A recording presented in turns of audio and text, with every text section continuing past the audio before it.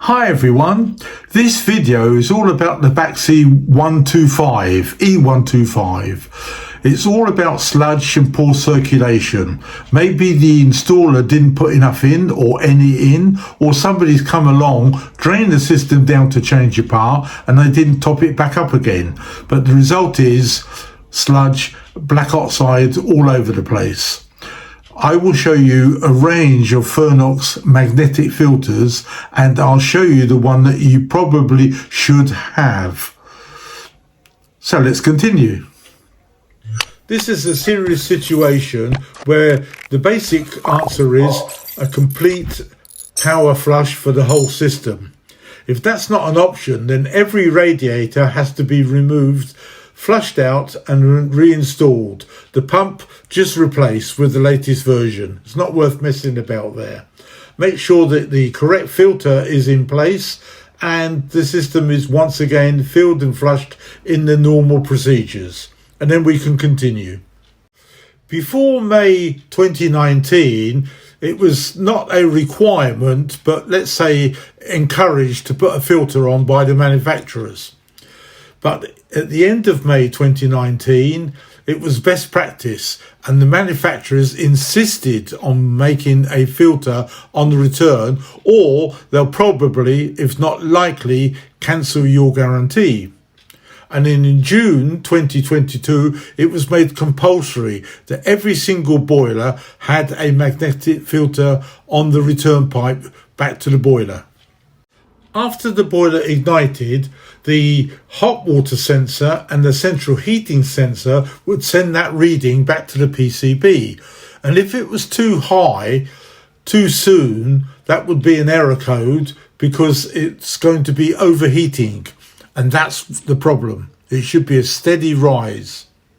We often see videos where installers have removed a plate-to-plate heat exchanger, descaled it, flushed it out. Obviously, we don't do that as professionals because we simply replace it and then sort out the water quality afterwards. Same thing with the pump. Some installers think that cleaning the pump is a good way forward.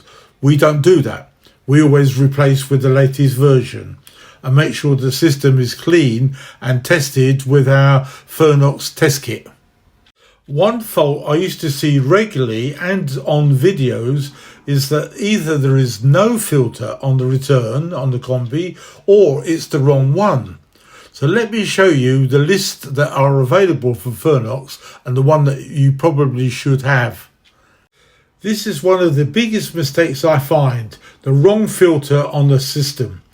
If you've had a new boiler on an old system, a boiler change in other words, it's the one at the end called the complete. So you've probably not got that. You've maybe got one of the smaller ones which aren't dedicated. So make sure that this is changed immediately and inhibitors put in.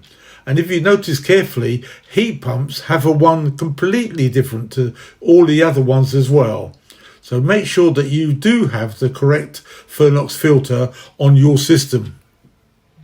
Our 8 apps cost just under £40 and you can download them on your phone and use them anytime. They're specially made for breakdown engineers and installers. So they're also used over 4,000 times every single month. So we know they're very popular because I've made them especially easy to use, reliable and work smarter.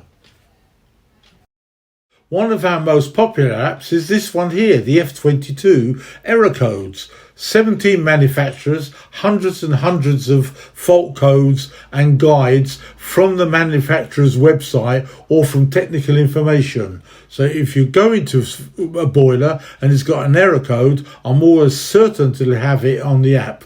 But you can also phone, text or email directly from site. Thanks for watching the video. I hope you found it interesting. I'd like to hear from anybody who hasn't got a filter on the return, because really there should be none. So please like, subscribe and share this video to others, and all the best and take care.